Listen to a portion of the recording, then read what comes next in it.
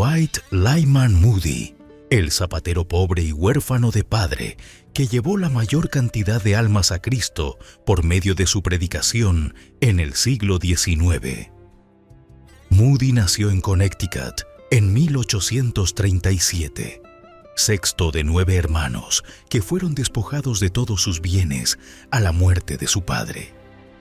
En la extrema pobreza, siempre recibió la enseñanza de la palabra de Dios por parte de su madre, una fiel cristiana que crió sola a sus hijos.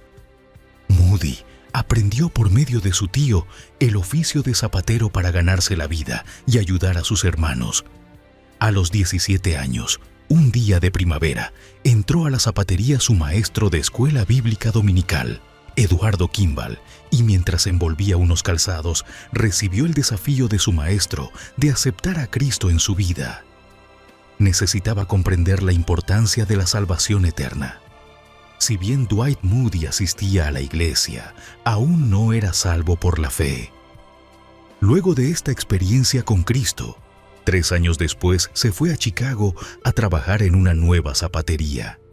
Lleno de entusiasmo y fervor cristiano, fue a una iglesia allí y le pidió al pastor poder enseñar la Biblia a los niños de la escuela bíblica.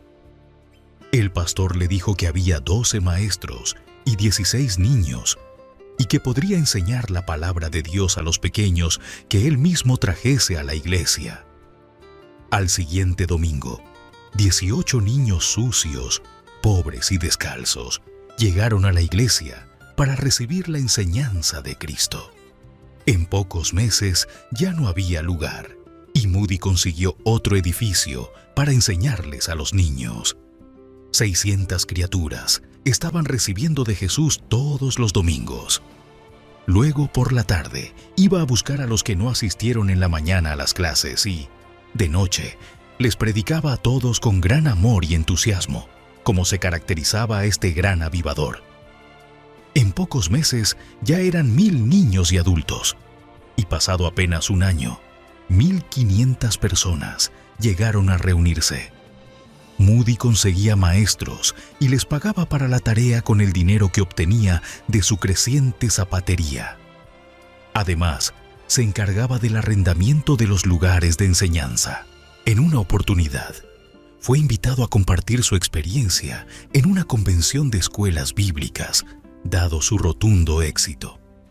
Pero Moody, que era muy sencillo y poco preparado, fue avergonzado por un orador por ser tan poco instruido y no tener estudios formales.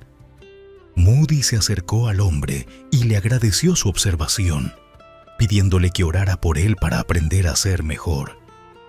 Este fue un gesto de humildad que estaba presente siempre en el gran predicador y que dejó en admiración a todo el auditorio. Moody tenía un celo por Dios y su palabra que era admirable. El problema era que él hacía todo con esfuerzo humano. Visitaba a la gente todos los días.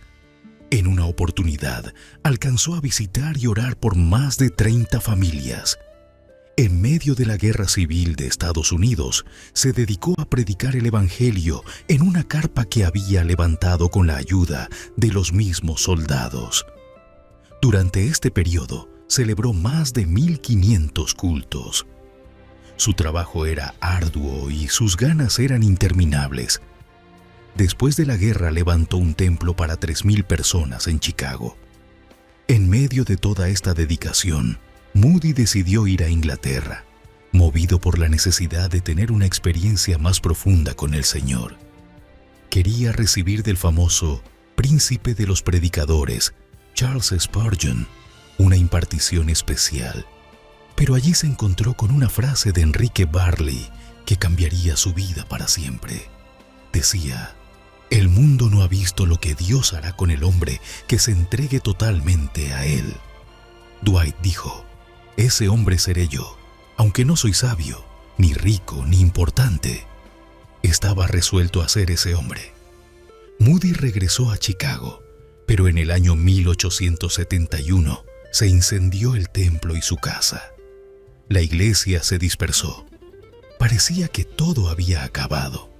En realidad, terminó una etapa de esfuerzos personales.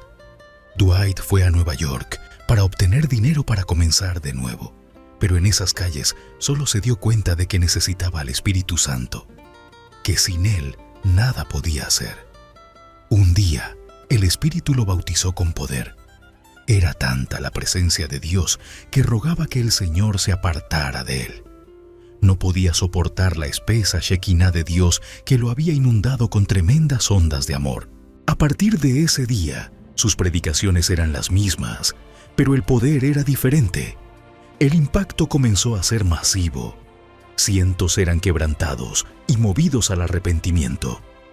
Regresó a Chicago no con dinero, pero sí con la unción poderosa del Espíritu Santo. En medio de las cenizas que todavía estaban en la ciudad, levantaron un templo provisional de madera rústica y papel duro. Durante 3 años hubo cultos mañana y noche. Allí vivía también Moody. Centenares de personas se entregaban a Cristo. En el primer culto vinieron 1000 niños con sus padres. Un gran avivamiento se desató. Era el tercer gran despertamiento, trayendo arrepentimiento, gozo, esperanza y paz. También comenzó a haber prosperidad. Muchos pasaron de los escombros a la abundancia. La gente lloraba sus pecados por horas y días enteros. El clamor era escuchado y la gratitud y la alabanza eran dadas a Dios. Terminado este tiempo, Moody construyó el templo para 1000 personas y volvió a Inglaterra en el poder del Espíritu Santo. Allí se encontró con una iglesia fría e indiferente. A nadie le interesaba el Evangelio, pero sus mensajes empezaron a impactar. Varias ciudades de Inglaterra fueron conmovidas por Dios. Luego viajó a Escocia y la ciudad de Glasgow fue estremecida por la palabra del Señor. En la última noche de la serie de reuniones, había miles y miles de personas dentro del edificio más grande que se había alquilado y afuera, en las calles. Moody predicó arriba de un carruaje, fuera del edificio, porque ni él pudo entrar por el gentío. Luego continuó predicando por Irlanda durante 40 días y los resultados fueron igual de impresionantes. Volviendo a Inglaterra, visitaron 5 de las ciudades más importantes, predicando con poder y llevando a miles por noche a los pies de Cristo. Durante algo más de 4 meses, estuvo impartiendo el mensaje de salvación en el Reino Unido. Los resultados se estiman en más de 2 millones de personas que asistieron en más de 170 cultos celebrados. A su regreso a Chicago, en Estados Unidos, Moody celebró campañas evangelísticas multitudinarias. Las iglesias de distintas denominaciones se unían para organizar las reuniones. En una oportunidad, Moody alquiló una carpa de circo que tenía espectáculo un domingo por la tarde. Él predicó por la mañana con aforo lleno, pero en la tarde el circo estaba vacío. Al siguiente domingo, la tienda del circo solo se usó para cultos de predicación. Más de 18,000 personas coparon el lugar por dentro y por fuera. Centenares se convirtieron a Cristo en medio de un calor sofocante que bañaba a todos en sudor. Luego también estuvo de gira en México y Canadá, con campañas de evangelización masiva. Dwight Lyman Moody fue un hombre sin academia. Tenía mala gramática y pésima ortografía, pero valoraba la educación y aconsejaba a los jóvenes estudiar. A pesar de ello, fundó 3 escuelas y, en Chicago, el Instituto Bíblico llegó a tener 38 edificios y 16,000 alumnos. Acostumbraba a levantarse todos los días a las 4 de la mañana para orar y leer la Biblia. Su comunión con Dios era ferviente y poderosa. Lo más característico de Moody fue que utilizó grandes campañas urbanas con música y coros. Además, desarrolló la escuela bíblica dominical, creando uno de los movimientos más grandes de Chicago y alcanzando multitudes de niños pobres. Curiosamente, Moody nunca fue ordenado como pastor, pero su impacto evangelístico fue mundial.